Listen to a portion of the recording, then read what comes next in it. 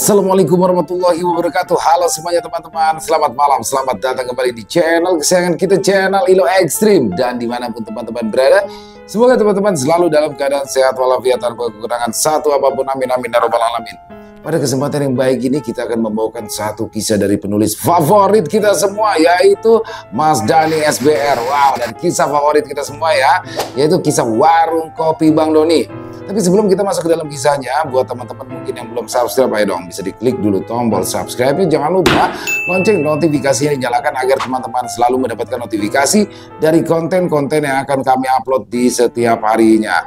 Dan kami juga ingin mengucapkan terima kasih ya kepada seluruh teman-teman yang sudah selalu setia hadir, yang sudah selalu mendukung kami. Karena teman-teman kami selalu bersemangat berkarya di setiap harinya. Dan gak pakai lama-lama lagi ya, pasti udah gak sabaran kan buat masuk ke dalam kisahnya. Bode Horor on! Misteri Keluarga Pahandoyo, Warung Kopi Bang Doni.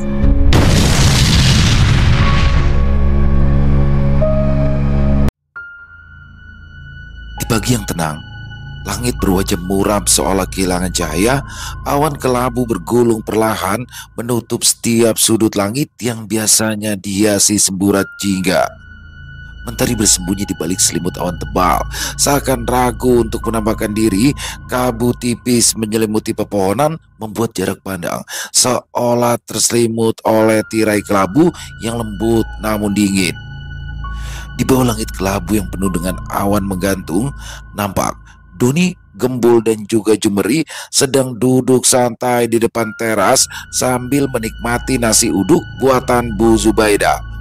Mereka dengan lahap menikmatinya, termasuk Gembul. Ya, Gembul, dia menyantap nasi uduk dengan lahap, seperti seseorang yang telah menahan lapar semalaman. Setiap suap diambilnya tanpa ragu.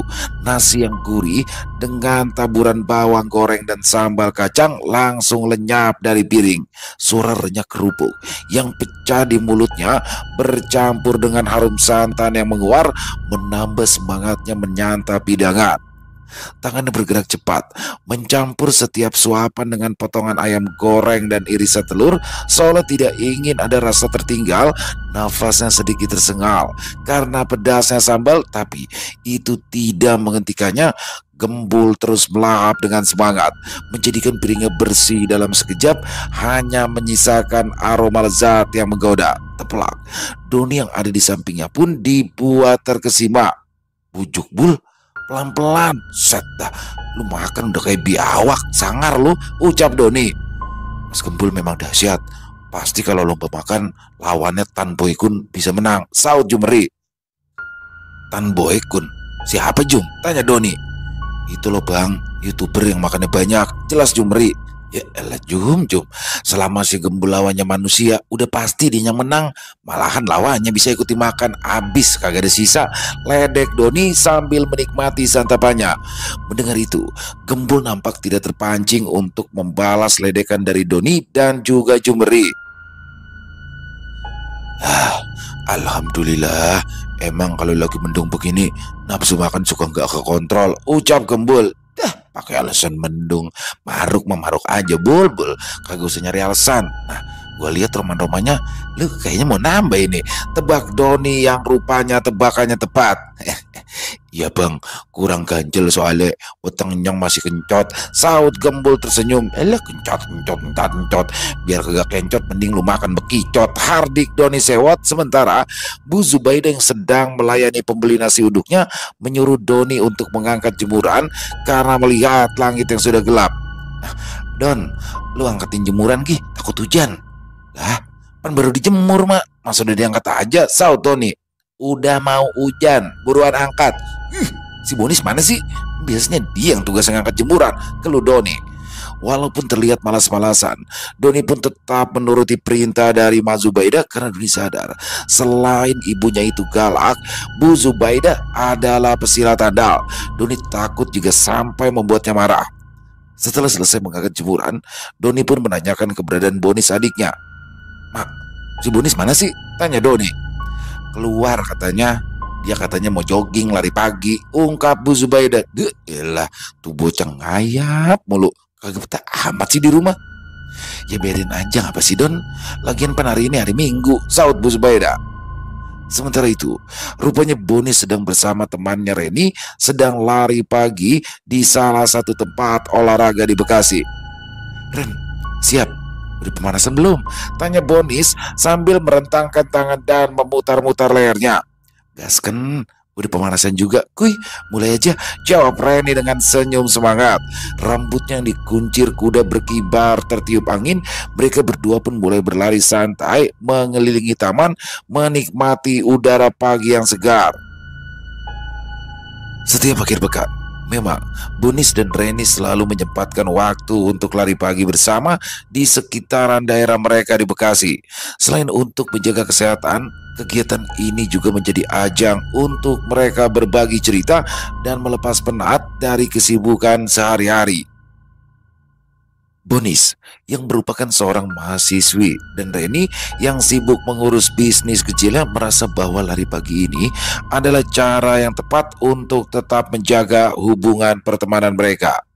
Pada awalnya, Bonis berlari dengan kecepatan yang agak pelan untuk menyesuaikan dengan Reni yang baru beberapa bulan ini mulai terbiasa berlari. "Ren, kalau capek bilang, kita santuy aja larinya," katanya sambil tersenyum. Tumben perhatian lu," canda Reni sambil terkekeh. Mereka berdua pun tertawa ringan. Mereka melewati jalanan setapak yang dikelilingi oleh pepohonan rindang. Udara yang mulai hangat terasa nyaman di kulit. Mereka berbincang tentang berbagai hal, mulai dari pekerjaan, keluarga, hingga rencana liburan. "Gimana kuliah lu, Nis? Lagi sibuk nggak?" tanya Reni sambil menjaga irama nafasnya. "Ya, biasa aja sih. Lagi banyak tugas. Dosennya gaji nggak jelas," jawab Bonis. "Kalau lu gimana? Bisnis toko online lancar?" "Ya alhamdulillah sih lancar-lancar aja. Cuma ya gitu, kadang ada aja kendala sama pengiriman sama barangnya rusak," saut Reni. Mereka berdua pun terus berlari, kini melewati area yang lebih sepi dengan pemandangan danau kecil di pinggir kota Bekasi. "Ini nih bagian yang paling gue suka kalau lari pagi," kata Bonis sambil menunjuk ke arah danau yang terhampar luas dengan embun yang masih menempel di dedaunan. Reni mengangguk setuju. Mereka pun memperlambat langkah sejenak untuk menikmati pemandangan itu. "Indah ya, jarang-jarang deh lihat danau yang di tengah kota kayak gini," ujar Reni. "Tapi Ren, kata orang beberapa tahun lagi sih kayaknya daerah ini bakal dibangun perumahan baru deh. Sayang banget ya," balas Bonis sambil menggelengkan kepala. "Iya sih, sayang banget.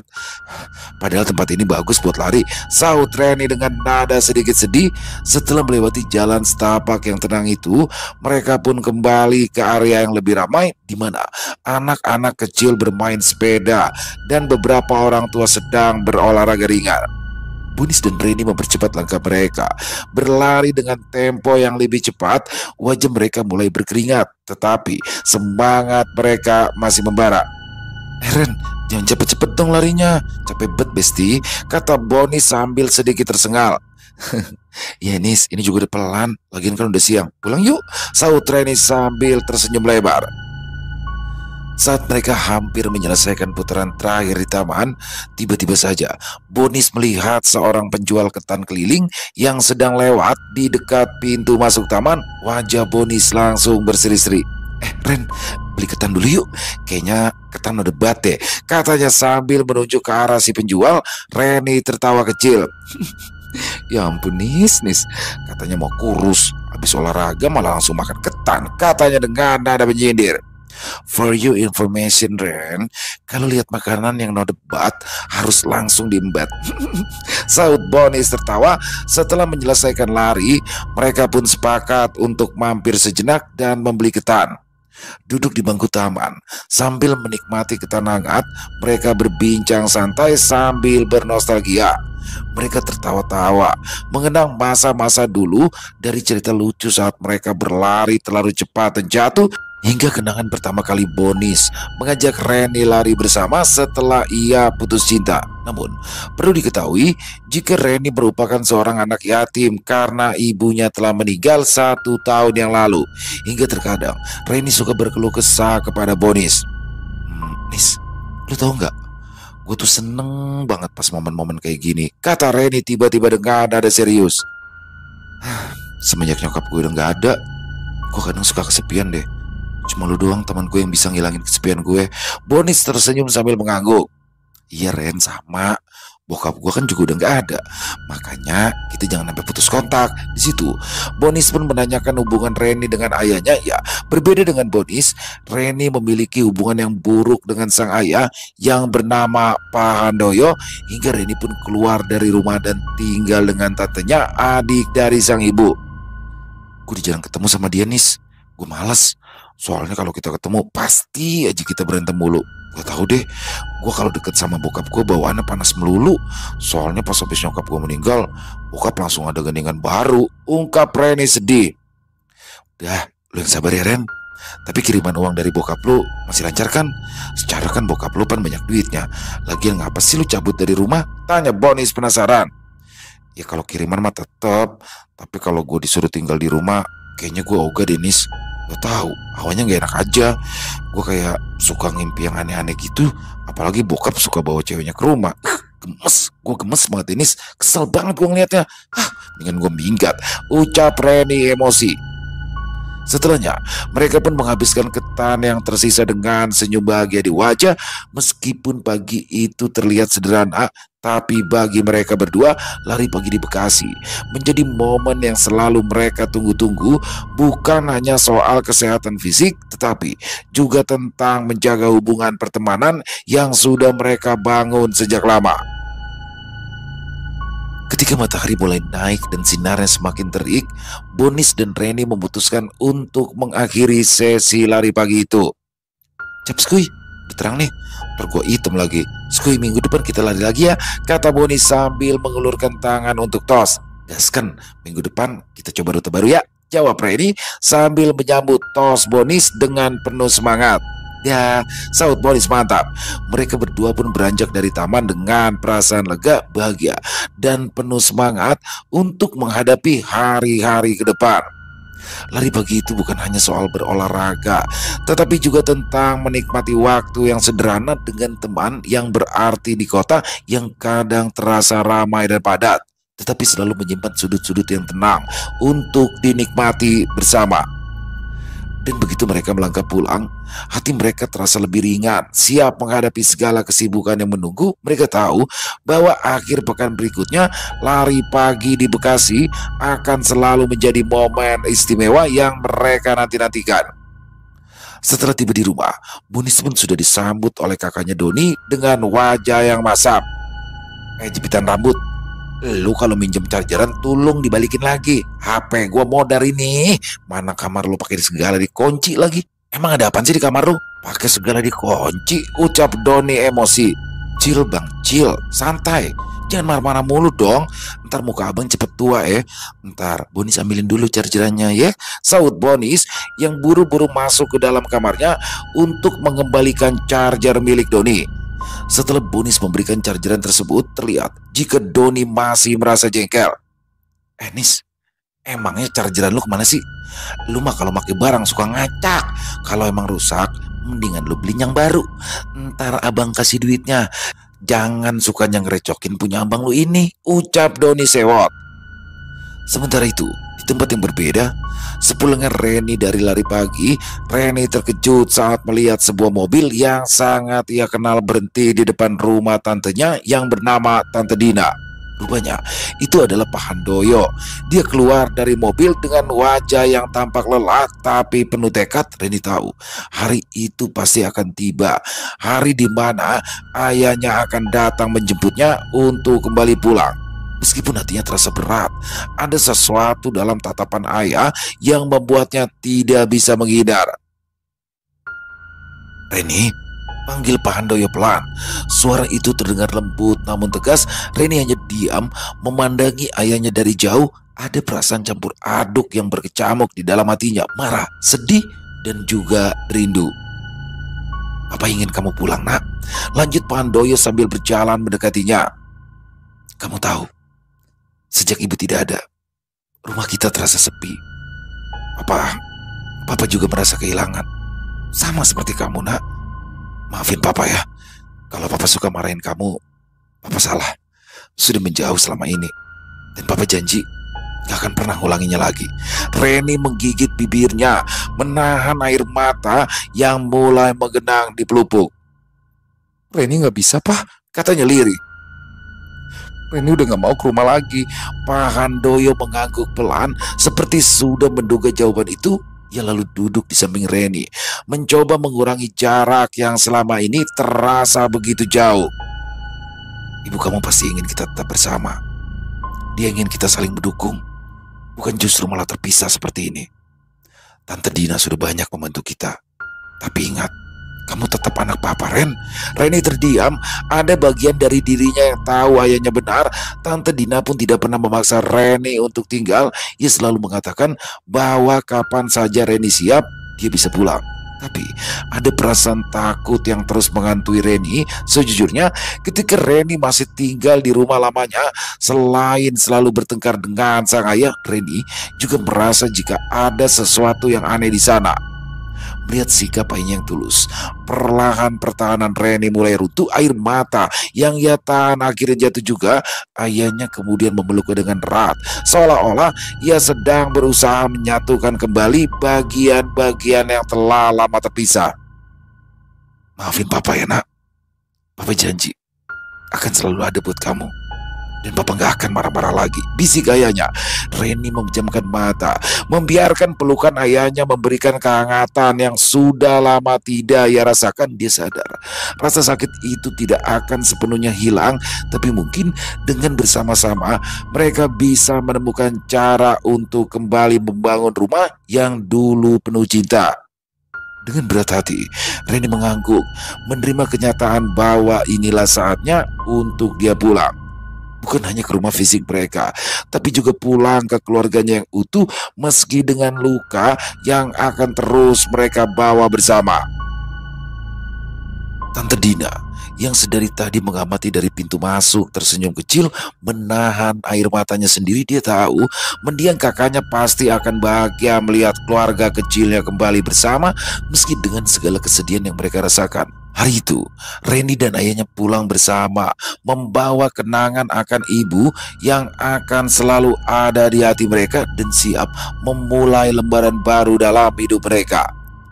Setelah akhirnya memutuskan untuk pulang bersama ayahnya, Reni merasa lega. Sekaligus aneh, rumah mereka tampak berbeda dari yang terakhir kali ia tinggalkan.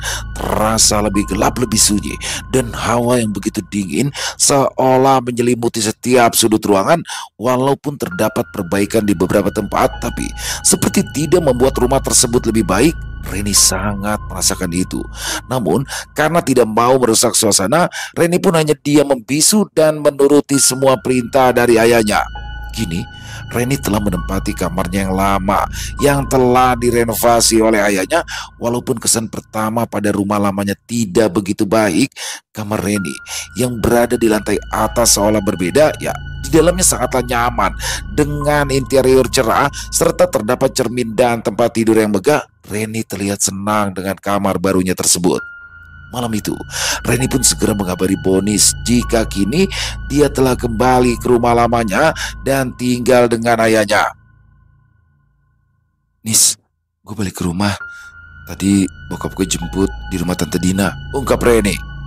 Alhamdulillah. Oke, pokoknya ntar gue bakalan main ke sana ya, saut Bonis turut senang. Kebetulan rumah lama Reni juga tidak terlalu jauh dari tempat Bonis tinggal, sehingga Bonis masih bisa untuk selalu mengunjungi Reni walaupun sudah pindah ke rumahnya yang lama. Keesokan harinya, di warung kopi Bang Doni, pagi itu terlihat Gomang yang sedang menyapu halaman depan yang biasa dipakai untuk parkir kendaraan para tamu yang datang di warung kopi Bang Doni. Terlihat Lili baru saja datang sambil membawa gorengan di tangannya. Assalamualaikum Bang Gomang. Salam Lili. Waalaikumsalam Neng Lili. Malu bertanya sesat di pohon ceri. Roman-romannya muka Mbak Lili berseri-seri, saut Gomang sambil melemparkan senyuman yang khas. Bang Gomang bisa aja.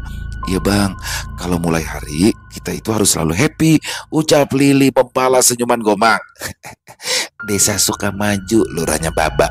Setuju mbak, saut Gomang. Kemudian Lili pun masuk ke dalam warung untuk mempersiapkan membuka warung kopi Bang Doni. Tak lama kemudian datanglah Jumeri yang langsung membantu Lili.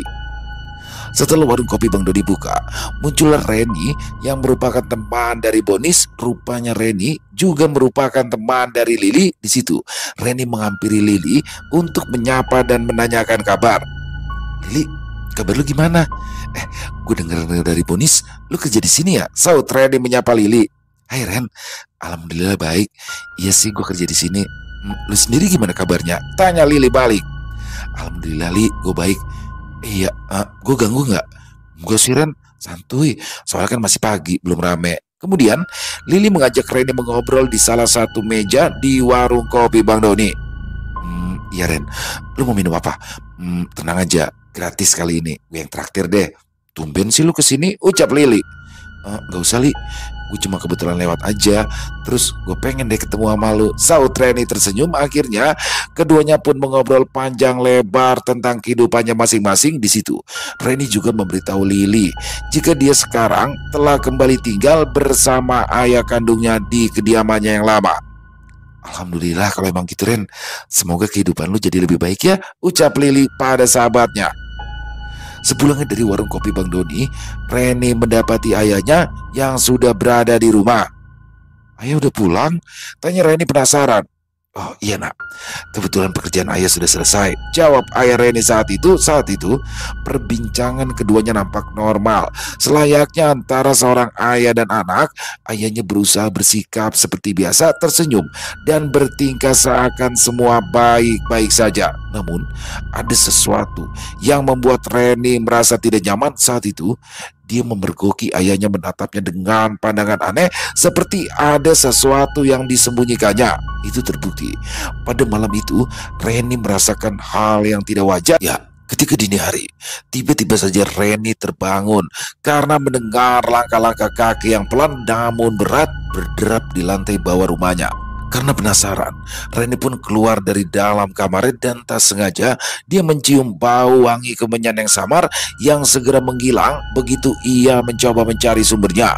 Reni sempat berpikir bahwa mungkin dia hanya belum terbiasa lagi dengan rumah itu, atau mungkin rasa takut Reni membuat pikirannya bermain-main. Akhirnya Reni memutuskan untuk mengurungkan niatannya, pergi ke lantai bawah dan kembali masuk ke dalam kamar. Keesokan harinya, Reni menyampaikan hal yang dialaminya oleh sang ayah. Pak, semalam yang dibawa itu Papa ya? Tanya Reni penasaran. Sama itu Pak, kok Reni sempat nyium bau kemenyan deh. Tapi cuma sebentar, habis itu baunya hilang. Mendengar itu, Pak Handoyo sempat terdiam, namun ia segera menjawab pertanyaan anaknya. Iya Ren, itu Papa. Nah kalau masalah bau kemenyan, mungkin itu hanya perasaan kamu saja sih. Mendengar itu, Reni pun sedikit tenang. Dia akhirnya membuang prasangka buruknya jauh-jauh. Kemudian Pak Handoyo pun pamit pada anaknya untuk pergi bekerja. Ren, Papa kerja dulu ya. Kalau kamu lapar nanti pesan aja lewat online. Papa sudah isi saldo rekeningmu. Iya Pak, hati-hati di jalan ya, saud Reni.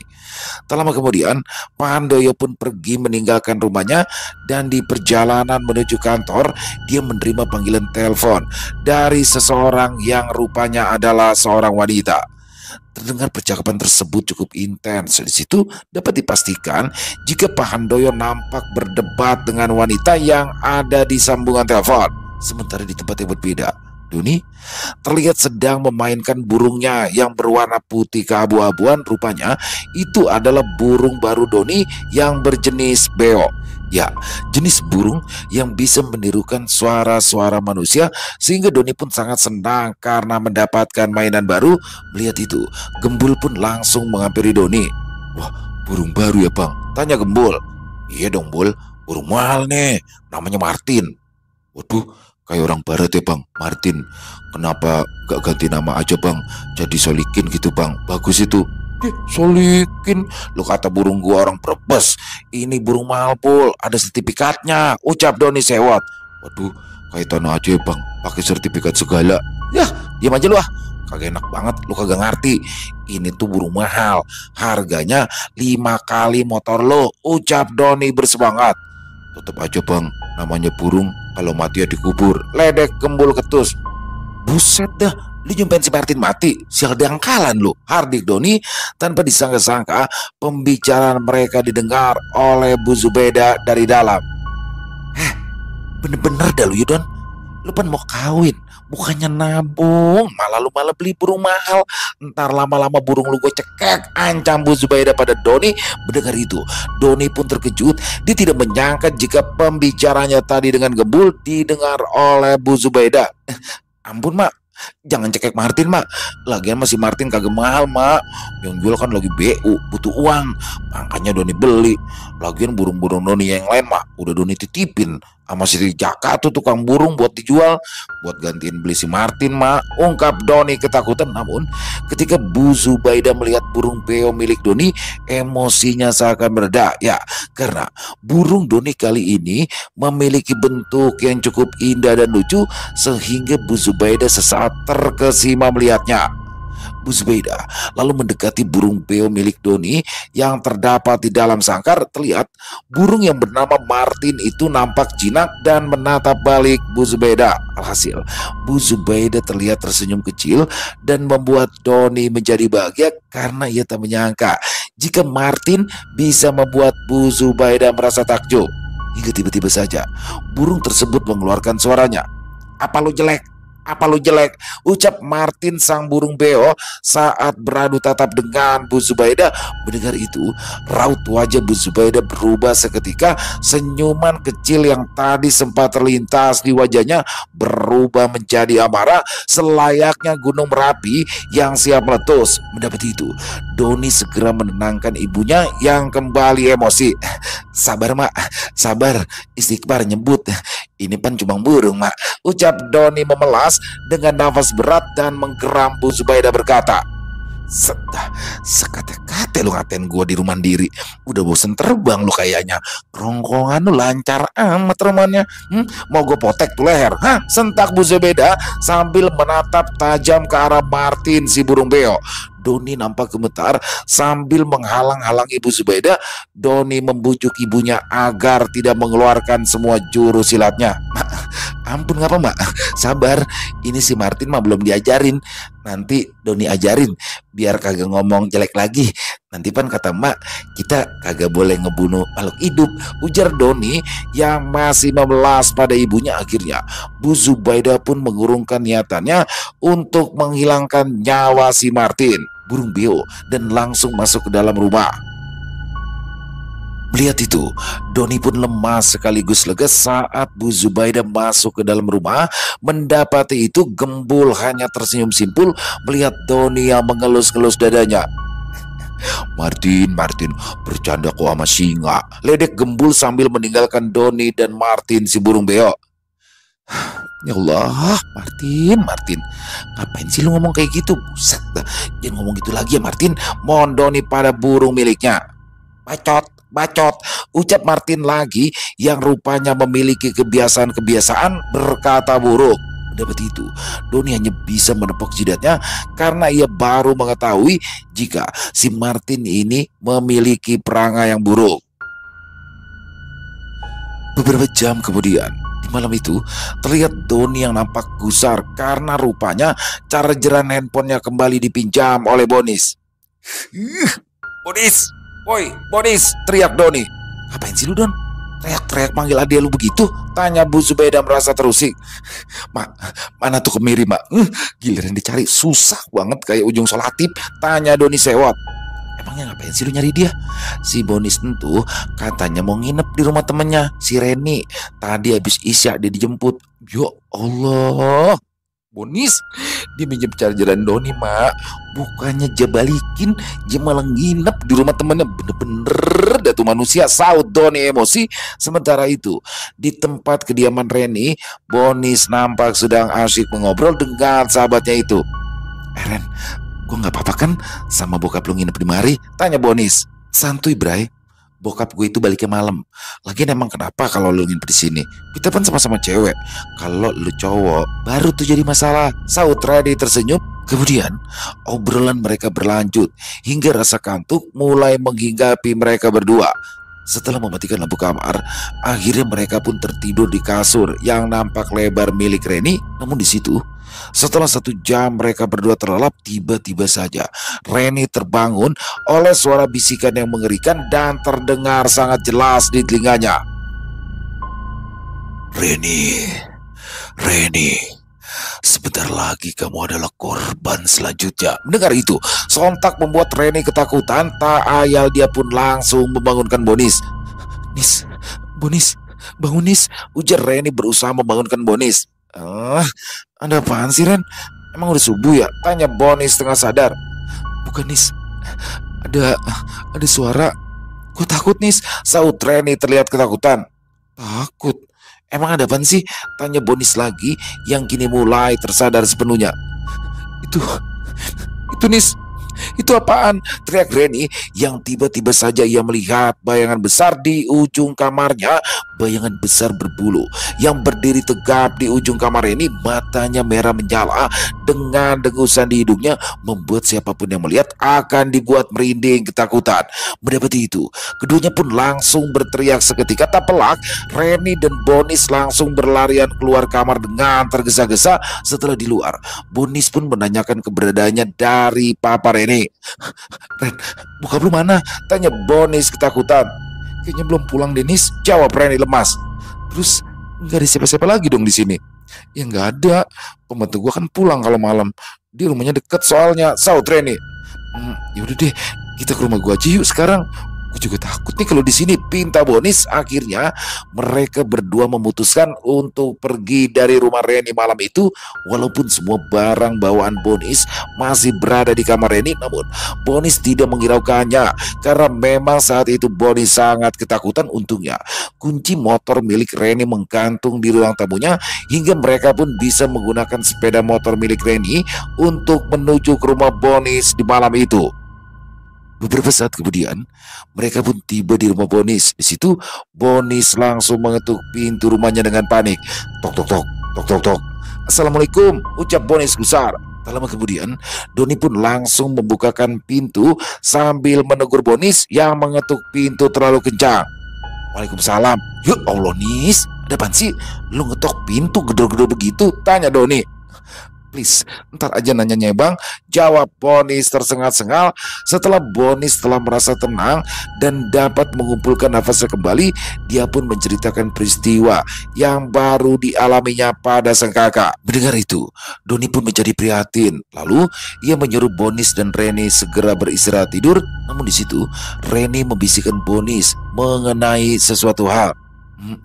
Bang Doni, maaf deh. Bonis bisa minta tolong nggak? Ucap Bonis pelan. Apaan lagi Bonis? Jadi gini bang, gara-gara kejadian tadi kan si Reni katanya asmanya kambuh, disesak napas. Nah, kalau obat asmanya ketinggalan di dalam kamarnya, kalau bisa ini mah abang bisa kagak ngambilin obatnya di sana? Ungkap Bonis meminta bantuan Doni. Bisa. Ntar temen lu kenapa-napa bisa berabe malah. Alhamdulillah. Tapi bang kesana sendiri ya, atau ngajak Mas Gembul? Soalnya Bonis sama Reni takut. Ucap Bonis. Lah masa ya gue sendiri? Lantar kalau gue disangka maling bagaimana? Kate-kate lu mah, saut Doni keberatan. Kita temenin aja Denis, kesian abang lu kalau sendirian, timpal Reni. Akhirnya Doni bersedia mengantarkan Bonis dan Reni untuk kembali ke rumahnya. Tak lupa Doni mengajak serta Gembul untuk menemaninya berjaga-jaga apabila kemungkinan mereka akan berurusan dengan hal-hal gaib. Kemudian tanpa membuang waktu, mereka berempat menggunakan mobil Doni untuk menuju ke rumah Reni. Di perjalanan, Reni nampak pucat. Dia terlihat sesak akibat penyakit asmanya yang kambuh. Akhirnya mereka pun tiba di rumah Reni. Di situ ternyata ayah dari Reni sudah pulang dari bekerja, namun ayahnya tidak sendirian. Terdapat seorang wanita bersamanya sedang berada di ruang tamu. Reni melihat ayahnya dengan perasaan kecewa karena rupanya Pak Handoyo mengulangi perbuatan buruknya, membawa seorang wanita ke dalam rumah. Assalamualaikum, salam Reni. Waalaikumsalam, saut Pak Handoyo dan wanita itu. Ya ampun Reni, kamu habis dari mana nak? Tadi papa ke kamar kamunya nggak ada. Papa telepon juga nggak nyambung. Tanya Pak Handoyo cemas. Reni habis di rumah Bonis Pak. Tadi sebenarnya kita berdua udah tidur, tapi tadi Reni sama Bonis didatengin makhluk halus. Makanya kita berdua langsung keluar dari sini, ungkap Reni jelas. Mendengar hal itu, Pak Handoyo terkejut, wajahnya pucat pasi, seolah seperti ada rahasia yang sedang ditutupinya selama ini. Dia nampak bertatapan dengan wanita di sebelahnya, seakan ingin memberitahu sesuatu kepada Reni. Dia siapa, Pak? Kok ada cewek malam-malam di rumah kita? Tanya Reni ketus dengan suara berat. Pak Handoyo pun akhirnya menjelaskan siapa sebenarnya wanita yang berada di sampingnya itu. Oh, ini Mbak Tamina. Dia ini teman almarhum ibu kamu. Sebenarnya ibu kamu itu meninggal dunia dengan cara yang tidak wajar. Ibu kamu disantet. Papa juga sudah pernah merasakan dampaknya. Selama ini Mbak Tami lah yang sudah menolong Papa dari hal-hal itu. Mbak Tami punya kemampuan dalam hal gaib. Maka dari itu, Papa selalu meminta bantuannya kalau serangan itu datang.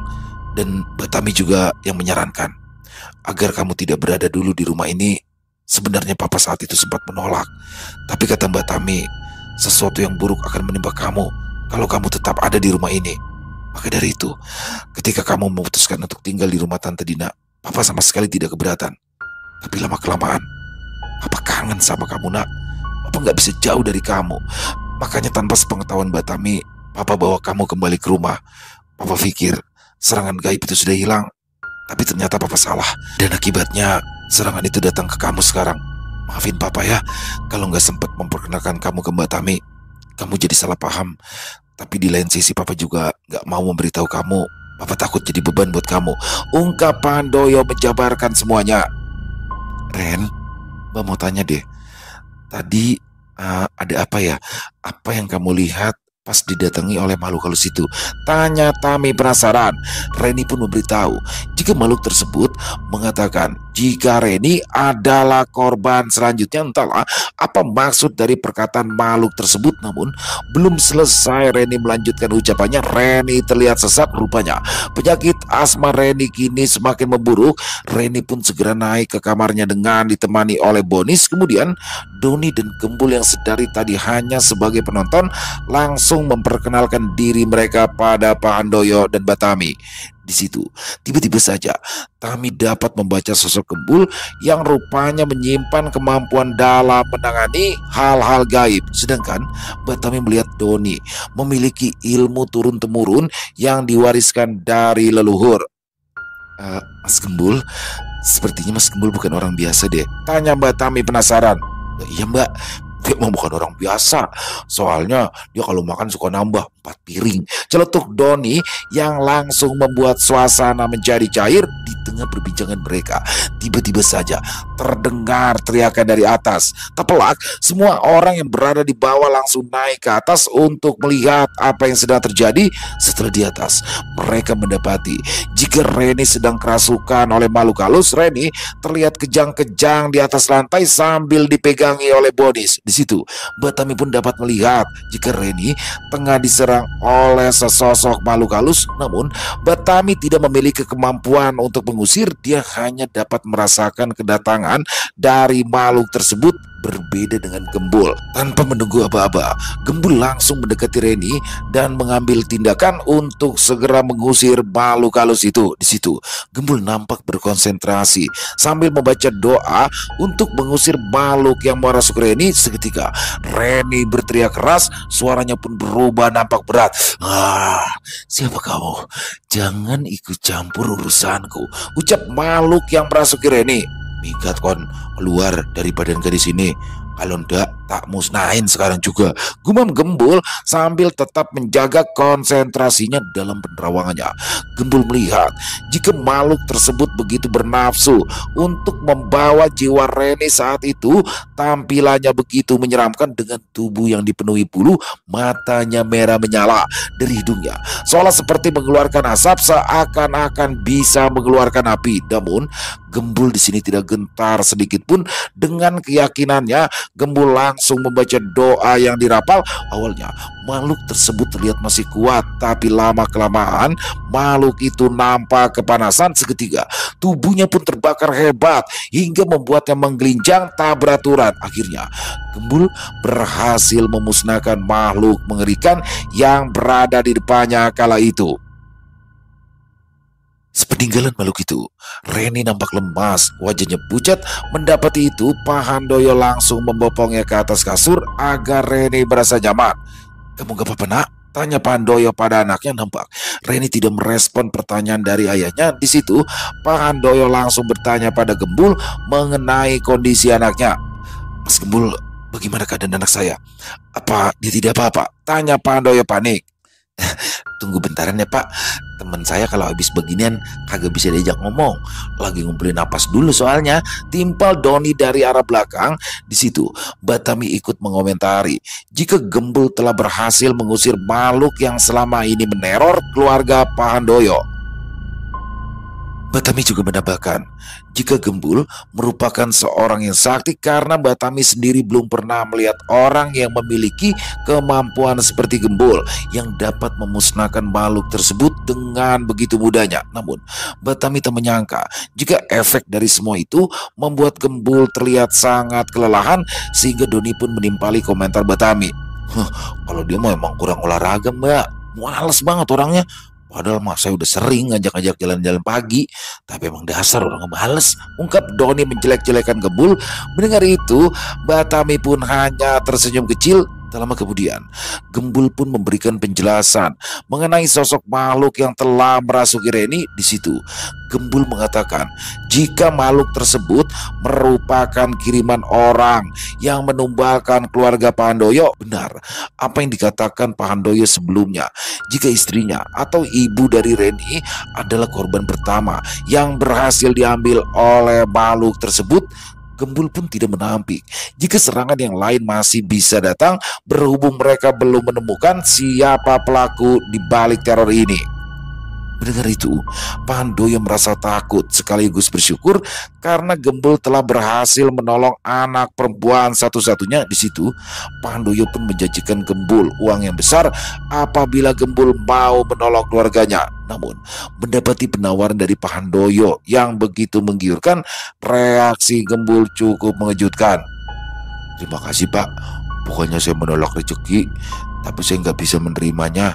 Usul saya, lebih baik Bapak bersedekah saja sama anak yatim dan fakir miskin. Selain bisa bikin harta Bapak menjadi berkah, juga bisa menjadi tameng bagi keluarga Bapak dari berbagai musibah. Kalau untuk masalah sekarang, saya ikhlas bantuin Bapak," ungkap Gembul. Tak terasa, azan subuh pun sudah berkumandang. Di situ, Gembul dan Doni segera mencari masjid terdekat, dan setelah hari mulai terang, Reni sudah terbangun dari tidurnya. Dia merasakan pegal-pegal di seluruh tubuhnya. Bonis yang sedari tadi tak beranjak dari dekatnya merasa lega melihat Reni yang kini sudah semakin membaik. Sementara di bawah, terlihat Doni, Gembul, Pak Handoyo dan juga Mbak Tami berjaga-jaga apabila ada serangan-serangan gaib lain yang datang. Saat itu Pak Handoyo juga mulai bercerita mengenai hidupnya, bagaimana dia merintis bisnisnya hingga maju sampai sekarang. Dia merasakan jika istrinya lah yang selalu mendukung semua usahanya hingga berhasil. Namun ketika istrinya tiada, bisnis Pak Handoyo sempat goyah. Untungnya dia bisa menyelesaikan semua masalah yang ada di kantornya. Namun saat sedang memperbaiki masalah di kantor, komunikasi Pak Handoyo dengan Reni justru malah memburuk. Ya, Pak Handoyo tidak memperhatikan Reni. Dia jarang berada di rumah, dan yang lebih parah lagi, Pak Handoyo dan Reni sering bertengkar akibat masalah sepele. Wajar saja, karena kala itu Pak Handoyo merasa beban di kepalanya terlalu berat. Kini Pak Handoyo berjanji akan menjaga anaknya dan memperhatikannya, karena Reni adalah harta yang paling berharga yang dimilikinya saat ini. Tak lama kemudian, Reni pun terlihat turun disusul oleh Bonis. Dari arah belakang terlihat Reni membawa buntelan besar miliknya. "Loh, kamu mau kemana, Ren?" tanya Pak Handoyo bingung. "Reni mau balik tinggal di rumah Tante Dina aja, Pak. Reni takut tinggal di sini," ungkap Reni. Pada awalnya Pak Handoyo berusaha untuk mencegah Reni pindah, tapi melihat anaknya masih ketakutan, Pak Handoyo pun pasrah. Akhirnya Pak Handoyo menuruti kemauan anaknya. Mereka semua pun lalu mengantarkan Reni untuk kembali ke kediaman tantenya yang bernama Tante Dina, termasuk Doni. karena Bonis bersikeras untuk selalu mendampingi Reni sampai sang sahabat sampai di rumah kediaman Dina. Tak lama kemudian, mereka pun sampai di rumah Tante Dina yang merupakan tante dari Reni. Pak Handoyo terlihat sedih ketika mendapati harus berpisah dengan anaknya Reni. Terlihat Tante Dina yang sudah menunggu kedatangan Reni di depan pekarangan rumahnya, karena sebelumnya dia memang sudah dihubungi oleh Pak Handoyo. Akan tetapi sebelum mereka semua masuk, tiba-tiba saja Gembul menahan Doni untuk melanjutkan langkah. Tak pelak, Doni merasa heran atas perilaku Gembul itu. "Ada apaan sih, Bul?" tanya Doni keheranan. "Aduh bang, saya kok ngerasain ya kalau makhluk yang merasuk ke Reni itu semalam berasal dari sini bang. Saya ngerasain energi yang sama," ungkap Gembul yakin. Bul, lu kalau ngomong jangan sembarangan ngapa? Emangnya lu rasain apaan? Jangan-jangan perut lu mules lagi. Lu kan belum berak deh kemarin, bisik Doni pada Gembul. "Beda bang, masa saya nggak bisa bedain sih mules sama energi setan?" sangka Gembul jengkel. "Ya udah, kita masuk aja dulu. Itu Pak Handoyo di jalan itu," ajak Doni memaksa. Akhirnya mereka semua pun masuk ke dalam rumah Tante Dina, dan Gembul mau tak mau ikutan untuk masuk karena dia tak bisa membuktikan jika Tante Dina lah yang selama ini dalang di balik teror keluarga Reni dan juga Pak Handoyo. Setelah di dalam, sikap Tante Dina nampak ramah sambil menyuguhkan minuman dan makanan ringan kepada para tamunya. Semua terlihat santai kecuali Gembul. Ya, gestur Gembul sangat terlihat jelas tidak merasa nyaman. Tak lama kemudian Gembul pun membacakan doa dan wirid dengan diam-diam. Benar saja, Tante Dina saat berada di dalam kamarnya seketika terdengar bunyi ledakan yang mengejutkan semua orang di rumah itu. Suara ledakan itu disusul oleh suara teriakan dari Tante Dina. Mendengar itu, Pak Handoyo segera memeriksa apa yang sedang menimpa adik iparnya tersebut. Setelah di dalam kamar, betapa terkejutnya Pak Handoyo kala melihat adik iparnya tersebut mengejang kesakitan. "Dina, kamu kenapa?" tanya Pak Handoyo panik. "Sakit, aduh sakit," teriak Tante Dina tanpa tahu apa penyebabnya. Anehnya, Tante Dina nampak menggenggam sesuatu di tangannya, kain putih yang membungkus sesuatu di dalamnya. Karena merasa sakit, Tante Dina tak sengaja menjatuhkan benda yang dipegangnya itu. Betami yang berada di situ pun langsung mengambil bungkusan itu dan membukanya. Ketika bungkusan itu dibuka, betapa terkejutnya Betami kala melihat di dalam bungkusan kain itu terdapat foto Reni dan juga beberapa helai rambut yang dililitkan pada paku berkarat. "Apa-apaan ini?" teriak Betami histeris. Tak lama kemudian, rasa sakit di perut Tante Dina pun hilang. Di situ, Tante Dina pun langsung dicecar berbagai pertanyaan dari Mbak Tami maupun Pak Handoyo. Tante Dina nampak diam, tak bisa berkata apa-apa. Seketika, Gembul muncul dari arah belakang dan menjelaskan semuanya. Di situ, Gembul mengungkapkan jika teror yang selama ini dialami oleh Pak Handoyo berasal dari Tante Dina. Kemudian, Gembul juga menjelaskan jika tadi dia telah berhasil memusnahkan makhluk yang digunakan oleh Tante Dina untuk menyerang Pak Handoyo, sehingga hal itu kini berbalik kepada Tante Dina sendiri dan membuatnya kesakitan yang amat luar biasa. "Dina, apa benar begitu?" "Jawab Dina, kenapa kamu tega berbuat seperti itu?" tanya Pak Handoyo emosi. Akhirnya Tante Dina pun mengakui perbuatannya karena ya memang sudah terdesak. Rupanya hal yang melatar belakangi itu semua adalah rasa cemburu yang dirasakan Dina pada mendiang kakaknya yang merupakan istri dari Pak Handoyo dan ibu dari Reni. Dina ingin menguasai harta Pak Handoyo dengan berniat menyingkirkan Pak Handoyo sekeluarga. Pak Handoyo tidak menyangka jika adik iparnya ini bisa tega berbuat hal keji seperti itu. Entah apa yang merasuki Dina hingga dia seolah tidak lagi memiliki hati nurani sampai tega menghilangkan nyawa kakak kandungnya sendiri. Tanpa membuang waktu, Pak Handoyo segera membawa keluar Reni dari rumah Tante Dina dan menjauh darinya. Di situ, Reni juga tidak pernah menyangka jika orang yang selama ini sudah dianggap sebagai pengganti dari ibunya merupakan seorang yang sangat keji yang telah menghilangkan nyawa ibunya. Reni tante hentinya menangis karena mendapati kenyataan jika tantenya merupakan orang di balik teror yang diterima oleh keluarganya. Beberapa hari kemudian, Pandoyo dan Reni pindah dari rumah lamanya ke rumah yang baru. Di situ, Mbak Tami juga semakin dekat dengan Reni hingga ketika waktu berlalu, Reni meminta kepada Mbak Tami untuk menjadi pendamping ayahnya. Ya, sepertinya kini hidup Reni telah berubah menjadi indah setelah dia melalui masa-masa sulit yang telah dijalaninya selama ini. Di lain sisi, Tante Dina dikabarkan mulai mengalami sakit-sakitan. Rupanya akibat perbuatannya itu berdampak buruk pada dirinya sendiri. Selesai. Wow, luar biasa. Mas Dani SBR selalu menampilkan kisah Bang Doni yang seru banget ya. Aduh, tuh burung beonya ngeselin banget. Untung gak dicekek tuh sama Mama Jubet. Untung Mama Jubet gak ditotok. Ya ditotok aja harus yang dikatain. Udah pertamanya marah, kesel. Habis itu ngeliatnya lama-lama seneng. Emang dikatain jelek ya kan. Jadi ya burung beonya nih ngomongnya agak kotor nih. Kayaknya harus diganti nih. Dan pada kesempatan kali ini juga hal-hal kecil tapi yang menurut saya relate ya. Jadi seperti yang terjadi antara Doni dan Bonis. Bonis itu cewek teman-teman ya. Ini ada yang nanya kan, Bonis itu cewek apa cowok sih? Bonis itu adalah cewek teman-teman. Jadi di sini kan sering tuh kita tuh kayak chargeran ya atau cas handphone itu sering jadi masalah tuh di rumah tuh, entah dipinjem kakak adik pinjemin atau kalau seperti saya nih, charger saya tiba-tiba dipakai sama anak saya atau istri saya. Jadi kayak itu tuh barang sepele tapi berharga banget tuh charger handphone. Jadi relate banget ya. Dan bagaimana di dalam kisah warung kopi Bang Doni kali ini kita bisa melihat bagaimana Gembul dan Doni yang bener-bener ngebantu orang tuh gak tanggung-tanggung. Terutama Gembul ya, sampai ngap dia gara-gara tarung tuh lawan kiriman itu.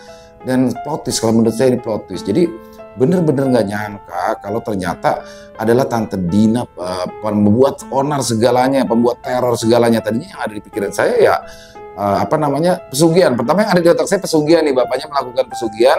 Lalu yang kedua, jangan-jangan dari pacarnya nih. Jadi ternyata di sini Mbak Tami adalah teman dari almarhumah ibundanya Reni, dan bener-bener gak nyangka di situ juga Mbak Tami dia orangnya peka ya, tapi tidak bisa mengatasi. Akhirnya untung ada Gembul. Selesai langsung sama si Gembul. Keren banget. Mas Dani SBR keren, pakai banget kisahnya, ditunggu lagi untuk kisah selanjutnya. Dan oh ya teman-teman, jadi gini ya, kami berupaya untuk kisah-kisah seperti warung kopi Bang Doni, jadi Bang Pian, dan seperti Ngalengkas dan lain-lain itu kami upayakan seminggu sekali ya. Jadi saya berharapnya seminggu sekali agar tidak terlalu jauh jaraknya, dan juga teman-teman jadi nggak lupa tuh sama kisah sebelumnya. Jadi kami tetap berupaya untuk menghibur teman-teman semua dan untuk memuaskan semua teman-teman ya. Sekali lagi silakan buat teman-teman mungkin yang punya komentar lain atau pendapat lain tentang kisah warung kopi Bang Doni barusan, bisa menuliskannya di kolom komentar. Mari kita ambil hikmah yang baik-baiknya saja dari kisah barusan dan kita buang yang buruk-buruknya. Buat Mas Dani SBR, terima kasih atas kisah luar biasanya. Ditunggu lagi kisah-kisah selanjutnya Mas Dani ya. Jangan pakai lama pokoknya untuk kelanjutan warung kopi Bang Doni. Dan semoga kisah barusan bisa menghibur teman-teman semua para pecinta penikmat horor misteri, lebih khusus lagi kepada para subscriber dari channel Ilo Extreme. Silakan buat teman-teman yang suka dengan videonya, dengan kisahnya, bisa diklik tombol like atau tombol jempolnya, di share juga boleh dong link videonya ke teman-teman yang lain agar juga ikut merasa terhibur. Buat teman-teman yang baru bergabung atau yang sudah lama bergabung tapi ternyata lupa nih, belum diklik tombol subscribe-nya, ayo dong diklik dulu tombol subscribe-nya. Jangan lupa lonceng notifikasinya dinyalakan agar teman-teman selalu mendapatkan notifikasi dari konten-konten yang akan kami upload di setiap harinya. Dan untuk channel Ilo Extreme ini kami upload setiap hari teman-teman ya, setiap malam, setiap jam 7 malam waktu Indonesia bagian Barat. Oh ya, buat teman-teman yang mungkin punya kisah horor misteri ya, yang berdasarkan kisah nyata dari pengalaman pribadi, apabila mungkin berkenan dibawakan di channel kami, silakan bisa mengirimkannya ke nomor telepon kami yang ada di bawah sini, dan bebas ya, dalam bentuk tulisan boleh, dalam bentuk audio boleh, senyamannya teman-teman aja pokoknya. Dan buat teman-teman yang sudah mengirimkan kisah, kami ucapkan terima kasih. Di akhir kata, saya Ilo mengucapkan permohonan maaf apabila mungkin dalam pembawaan kisahnya ada kata-kata saya yang salah, ataupun ada kata-kata saya mungkin yang kurang berkenan. Saya mohon dibukakan pintu maaf yang seluas-luasnya, dan sampai berjumpa lagi di konten-konten kami selanjutnya. Pasti tidak kalah ngerinya, yang pasti tidak kalah seramnya, masih bersama saya Ilo di channel Ilo Extreme. Salam sehat, sukses selalu untuk kita semua. Wassalamualaikum warahmatullahi wabarakatuh.